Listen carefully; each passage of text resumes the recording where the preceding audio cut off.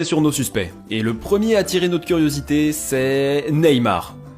Le joueur de 29 ans est la quintessence même du footballeur brésilien, et d'après nos sources, il est bien célibataire.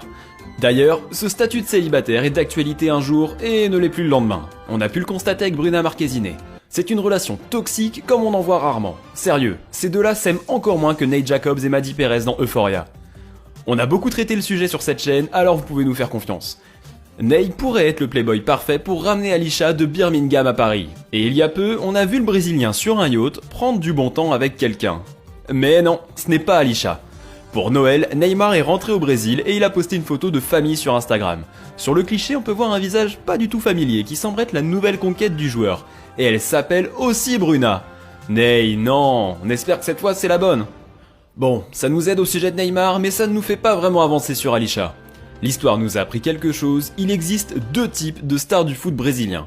Vous avez les méga cracks, très terre à terre, qui ne jurent que par Dieu, comme Kaká ou Alexandre Pato. Et vous avez les grands fêtards, comme Ronaldo Nazario et Romario. Mais ces derniers temps, même Nazario s'est posé. Pourtant, il reste une légende qui n'a pas trouvé l'élu de son cœur.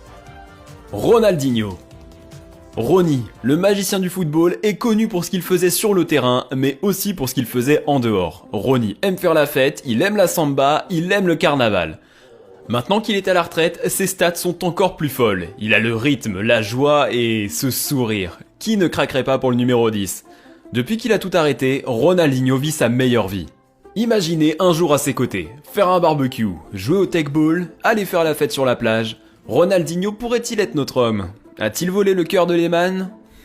Peut-être pas. Le truc c'est qu'Alisha vit en Angleterre et que Ronaldinho est au Brésil. Les restrictions dues au Covid suffisent à elles seules pour empêcher une telle relation d'avoir lieu. En plus, on ne pense pas que Rony soit très envieux de quitter le pays depuis que... Enfin, vous avez compris. Et puis, Lehmann a toute sa carrière devant elle. Le mode de vie de Rony ne serait pas vraiment en accord avec tout ça. J'ai peut-être regardé tout ça sous le mauvais angle. Alisha Lehmann est une pro. Bien sûr, elle aime s'amuser, comme tout le monde, mais le foot vient en premier, en deuxième et en dernier. Dans sa précédente relation, elle était avec quelqu'un qui partageait la même passion qu'elle pour le foot. Une coéquipière, quelqu'un qui pouvait lui permettre de s'améliorer dans plusieurs domaines. Donc c'est naturel qu'elle ait trouvé une personne avec un profil similaire. Mais comment pourrait-elle trouver un coéquipier chez les hommes ? C'est clairement impossible, à moins qu'elle ne sorte avec un joueur de l'équipe masculine de son club. C'est ça, dans l'effectif d'Aston Villa, on compte seulement 2 Brésiliens. Le premier, c'est Coutinho, qui a été prêté mais qui est marié et a des enfants. Et l'autre, c'est Douglas Luiz. Même si c'est un milieu de terrain plutôt discret, c'est bien le joueur qui fait tourner Villa comme une montre suisse. Ok, elle était facile cette vanne.